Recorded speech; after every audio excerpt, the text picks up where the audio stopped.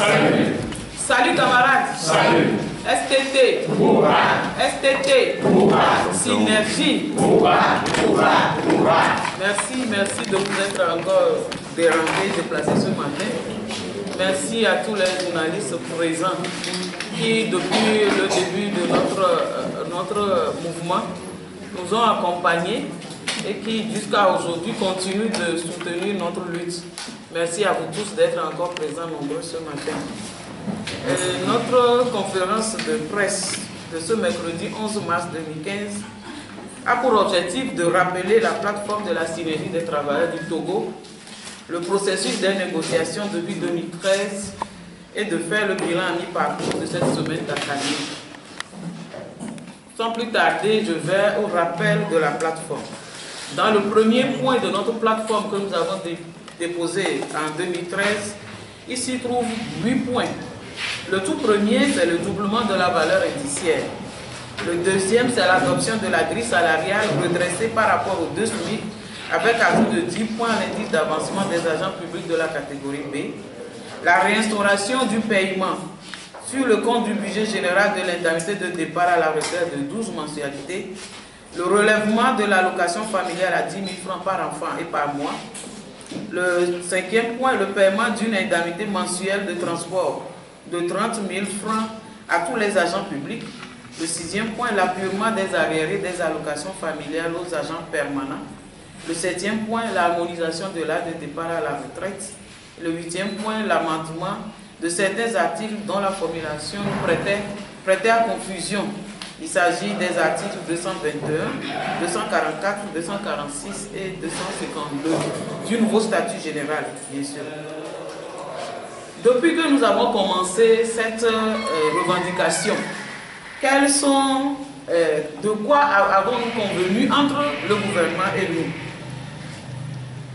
Le gouvernement, sur cette plateforme, le 16 avril 2013, nous donne un accord d'État qui dispose dans le relevé de conclusion, au point 1, que les deux parties s'accordent sur la nécessité du relèvement du pouvoir d'achat des travailleurs à travers l'adoption d'une nouvelle grille des salaires et une valeur indiciaire adossée. Toutefois, les deux parties conviennent du paiement à tous les agents de l'État à partir du mois de mai 2013 d'une allocation forfaitaire non imposable pour les 8 derniers mois de l'année afin de répondre à l'urgence. Par ailleurs, au point 2 du même relevé, les deux parties ont convenu de discuter de l'ensemble des points de la plateforme en commission paritaire. La commission qui s'est penchée sur les 4 premiers points de la plateforme et dans laquelle on retrouve le directeur des finances, le directeur du contrôle financier, le directeur du budget, retient concernant le redressement de la grille ce qui suit.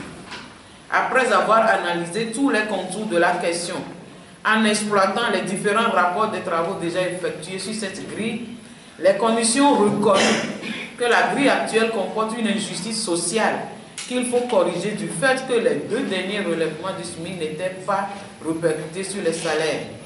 Les commissions ont ensuite fait des observations et suggestions suivantes. Petit 1, pour éviter que les agents soient payés au-dessous du SMIC, il faut procéder au réaménagement de la grille salariale indexée sur le SMIC en redéfinissant l'indice le plus bas et le plus élevé tout en prenant en compte les agents permanents. À la reprise des négociations, après ce travail technique en commission, et conformément au relevé de conclusion du 5 juin 2013, les deux parties ont arrêté que s'agissant des points 4 et 5 de la plateforme, les conceptions des deux parties sont divergentes. La partie gouvernementale propose d'approfondir les réflexions dans le sens d'améliorer le pouvoir d'achat des agents publics et de rechercher des mécanismes d'assistance sociale plus appropriés. Pour la synergie, il s'agit d'augmenter le montant de l'allocation familiale et d'instituer une indemnité de transport pour les agents publics. Le lendemain 6 juin 2013, le gouvernement réaffirmera sa position avec les écrits suivants. La partie gouvernementale a maintenu sa position qui va dans le sens de l'amélioration continue du pouvoir d'achat et la recherche des solutions alternatives appropriées. Concernant ces points 4 et 5 donc.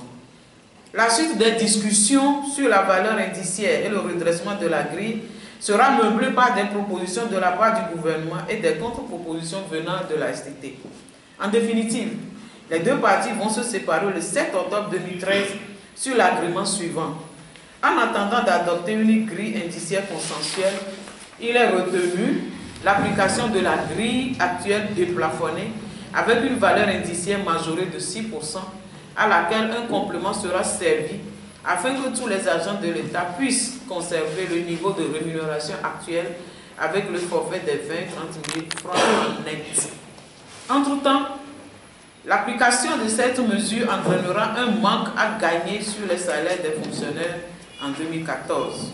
Par ailleurs, les parties ont convenu de la reprise des discussions pour parvenir à l'adoption officielle d'une nouvelle grille indiciaire et au premier semestre 2014. Les travaux des commissions successives d'évaluation de propositions et d'évaluation de la grille en 2014.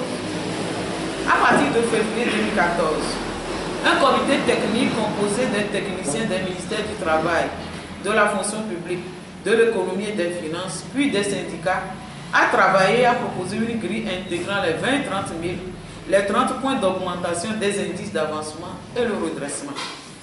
Après évaluation de cette nouvelle grille, au moins 4 rencontres avec les ministres du Travail et de la fonction publique ont été tenues dans le but d'arrêter enfin une grille consensuelle.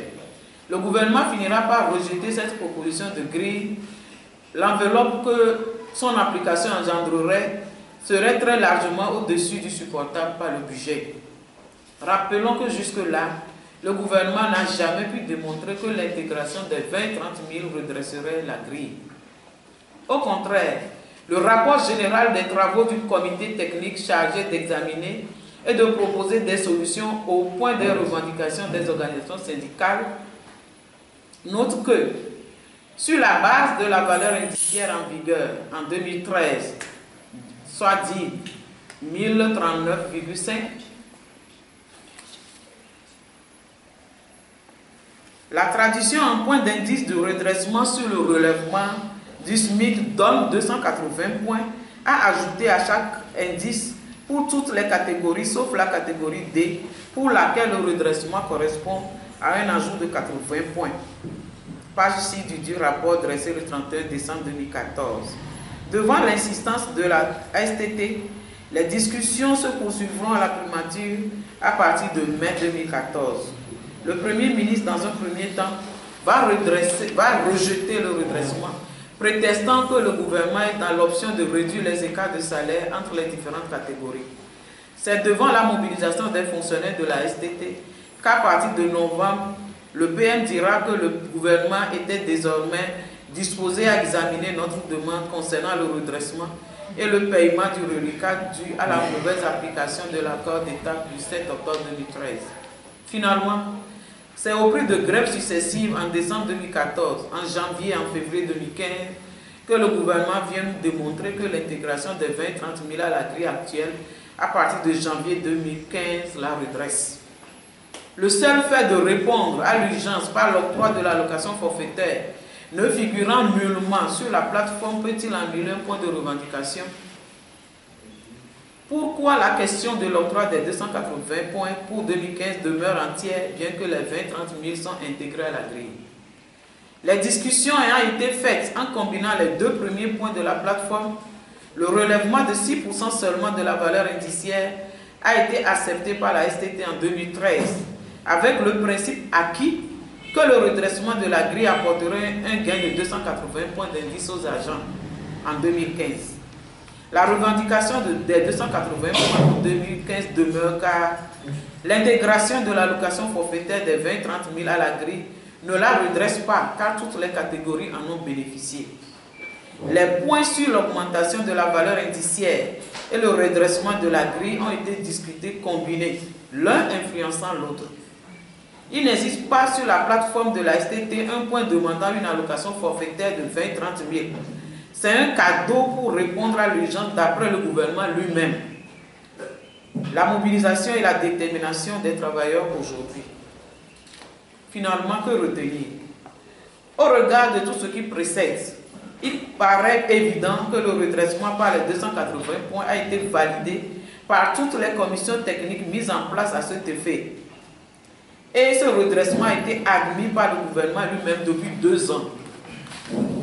Quel bilan à mi-parcours de la semaine d'accalmie voulue par la STT? Les travailleurs de la STT ont une fois encore pris l'opinion à témoin en décidant une accalmie pour cette semaine. Et la coordination nationale de la STT a pris sur elle de contacter des personnalités qui pourraient être des médiatrices de la crise. Tandis que la STT montre sa bonne volonté d'œuvrer pour le retour à la paix sociale, le gouvernement répond par une autre prise en date du 9 mars par le ministre des Enseignements primaires et secondaires, demandant aux directeurs régionaux de l'éducation de lui communiquer la liste de tous ceux qui ont déjà comptabilisé 10 jours de grève depuis le début de l'année scolaire et de procéder à l'identification au plan régional de tous les candidats potentiels prêts à exercer la profession enseignante. Quelques jours plus tôt, c'était le ministre de la fonction publique qui, dans une lettre circulaire adressée à ses collègues ministres et secrétaires d'État, demandait de lui faire parvenir régulièrement la liste des agents publics grévistes car il observe la grève de la STT à leur risque et péril et s'expose à la rigueur de la loi en vigueur selon le document.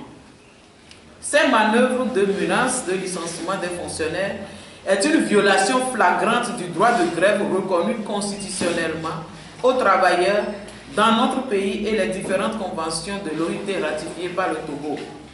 La STT tient à rappeler à l'opinion que le mouvement social actuel ne souffre d'aucune illégalité et appelle tous les travailleurs à la mobilisation générale pour défendre non seulement leurs droits légitimes, mais aussi et surtout le syndicalisme au Togo. Merci chers journalistes, chers camarades, merci à vous tous.